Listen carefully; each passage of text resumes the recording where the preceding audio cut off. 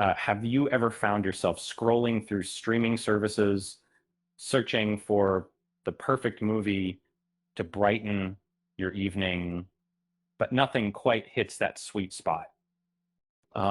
Here's a gentle reminder to subscribe and hit the like button.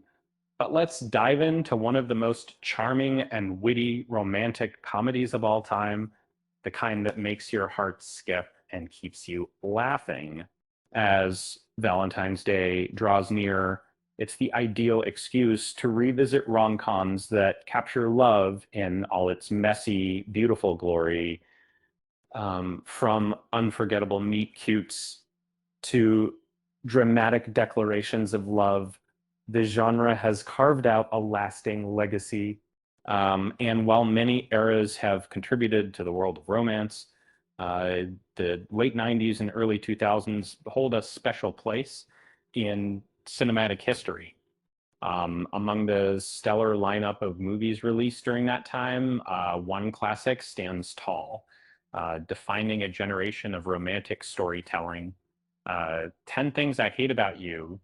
Uh, um, this film didn't just earn its place in pop culture, it redefined the archetype of teen romance by spinning Shakespeare's The Taming of the Shrew into a modern masterpiece. High school hallways replaced castles, and angsty adolescents stood in for warring nobles, but the heart of the story remained love, identity, and the courage to be vulnerable.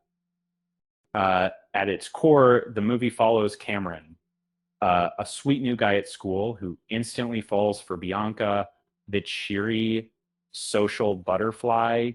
Um, there's just one problem. Bianca can't date until her fiercely independent sister Kat does.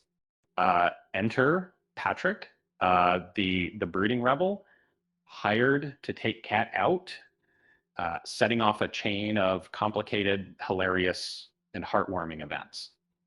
Um, Through awkward tutoring sessions, drunken serenades, and a stunning prom night climax, their love stories unfold, backed by a dreamy 90s soundtrack. Because really, who doesn't want letters to Cleo performing overhead? Um, what makes these couples unforgettable is how much personality shines through their journey. And uh, Cameron, undeterred despite his lack of French skills, goes to hilarious lengths to connect with Bianca. Meanwhile, Kat doesn't make her transformation for anyone, not even Patrick. Instead, the movie celebrates her fiery individuality, presenting her as badass, intellectual, and determined to rewrite what it means to fit in. Uh, my favorite page that the Kat and Patrick was was clear that it came about Kat when guys like who could forget the grand gesture of Patrick donning a suit and singing "Can't Take My Eyes Off You" on the bleachers, or Kat reading her emotional poem, bearing her soul in ways Shakespeare himself would have admired. Even when it feels like they're heading toward cliche territory, their authenticity, fueled by Heath Ledger and Julia Stiles' electric performances, keeps us rooted in their world. And and while the leads steal much of the spotlight, the side characters deserve their own standing ovation.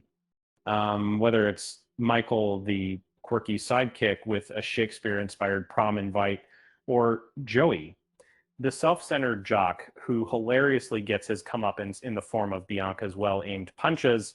Every corner of this high school feels alive.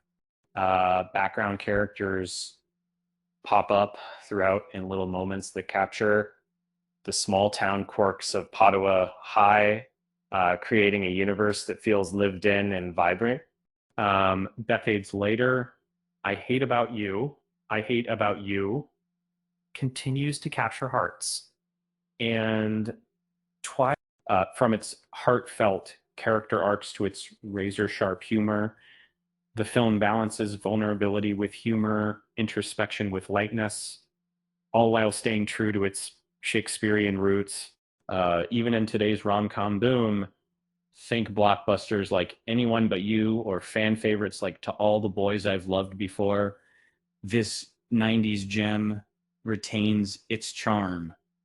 Um, why does it stay timeless? Maybe it's the way it champions love that's messy yet magical, or um, maybe it's seeing Ledger's dazzling grin while he belts out that song. Um, uh, Whatever it is, it reminds us that even in the wild world of high school, love has a funny way of surprising us. Here's a corny joke to wrap things up. Why couldn't Shakespeare write a rom-com like this back in his day? And uh, because the rating system in the 16th century was much ado about nothing. With that said, thanks for watching, and until next time, see you next time.